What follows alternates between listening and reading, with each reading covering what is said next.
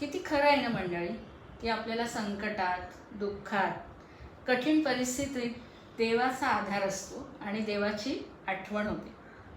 कदाचित तुम्हाला गोष्ट माहिती असेल कुंतीची.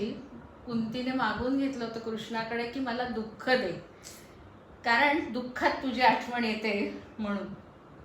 आपण प्रार्थना म्हणतो, स्तोत्र म्हणतो, श्लोक म्हणतो, पण मंडळी आपल्याला माहिती आहे की त्यामुळे संकट दूर होत नाही, पण संकटाशी दोन हात करायला त्याच्यामुळे आपल्याला सामर्थ्य नक्की येत असते. लोक वारीत का येतात? कारण इथे येऊन अभंग गाऊन नामस्मरणात तल्लीन होऊन काही दिवस घालवले की रोजचं रहाटगडगं जे वर्षभर चाललेलं असतं त्या रहाटगडग्यासाठी ऊर्जा मिळते. वर्षभराची ऊर्जा त्यातून मिळत असते. दिंडी मागून दिंडी चालत असते.